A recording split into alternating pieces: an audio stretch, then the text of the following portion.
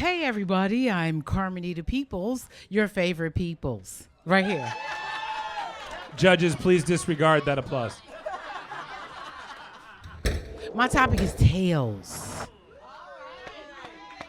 Carmenita, are you ready? Hell yeah. Audience, are you ready? Yeah! Tales with Carmenita Peoples. 1, 2, 3, begin. Just after the election, my pop, who's a former CPD and deputy sheriff, took myself and my good girlfriend to the gun store. Since my last gun was so damn old, it was only good enough for robbing stagecoaches. I came away from the store with a Glock, an extra cartridge, lots of bullets, and an extension baton. So when I got home and I laid everything out on my table, I was like, oh my God, really? Am I going to use these weapons on someone? And then I began to turn tail in my mind. Because honestly, like if an intruder were to break into my home, I'd be so nervous I'd just try and talk them down and stall them. I'd offer them a drink or something to eat, like real nice. And some of you, I have had to curtail my news intake on the current situation because this whole Nazi regime full of freaks, thieves, and liars. God damn, America. Come on. The fuck? These right-wing fuckers fell for the banana in the tailpipe. I mean, hey, come on. They're not at the gates anymore, people. They have breached our fortress. Okay? Is this thing on? Can you hear me? Right on. But I got a theory. You want to hear it? Here it go. Okay, I think it's due to mental illness, It's like, okay, hear me out. Because men... a lot, have their heads so far up their tails, they've created a world of unnatural laws promoting the spread of violence, domination, disease, and terror. Constantly changing the rules to keep people inundated with false information, distractions, and broken promises. Throwing off our circadian rhythm and having sane people question their intrinsic understanding. You realize it's not called mind malady or brain sickness. It's literally called mental illness. Motherfucker, sperm has an actual tail. Okay, so stop me when I start lying, okay? Like dogs, pissing all over the world to mark their territory. And I'm not being facetious, because there was an award-winning TV show that ran for 7 seasons and it was called what? Mad Men. Come on, people, be with me. But I digress from this tailspin, because it's Black History Month. Yeah! And I'm celebrating ever before. I restructured my retail, cut up that fucking red card, placed my last Amazon order. I signed up for just about every black and brown digital store buying guide I could find. I changed my diet. I began Pilates because I'm preparing for the next great migration. Okay.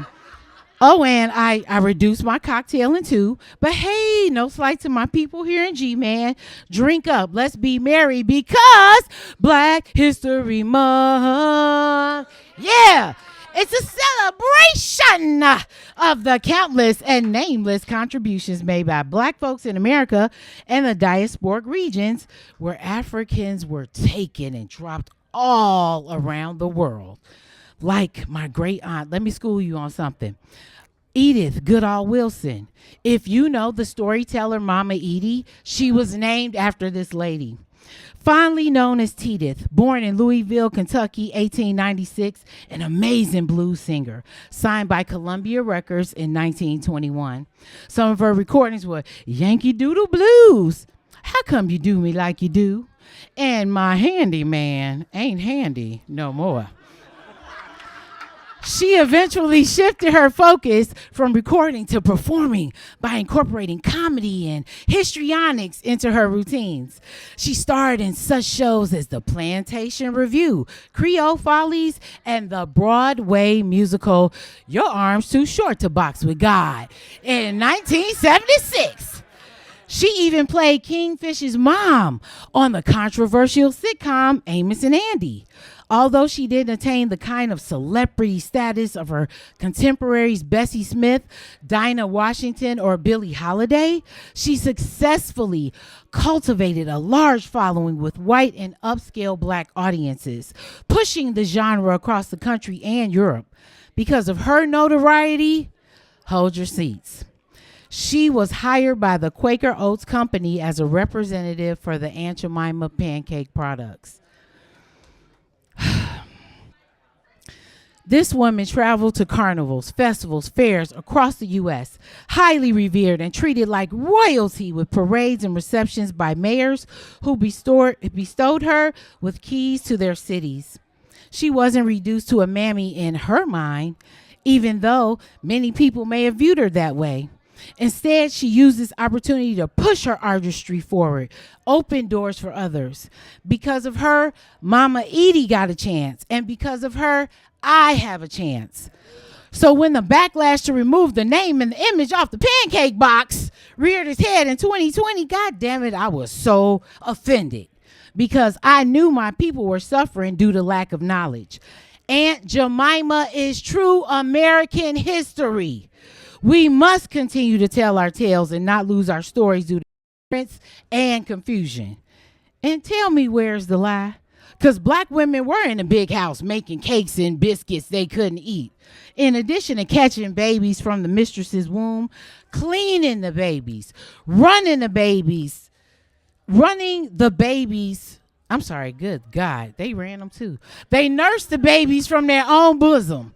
They dressed the babies, got raped repeatedly to make more babies, which was ripped out of my grandmama's arms to take care of the master's babies. And without ceasing, making sure that they had everything they needed. Like my grandmother, Fannie O. Lee, from Sylacauga, Alabama. She was a domestic. She cleaned the homes. She washed the laundry, ironed the linens. She washed those toilets that she couldn't use, swept the porches, shucked the peas, canned the veggies, worked the fields, nursed the wounds. And then she went to church on Sunday to praise the Lord.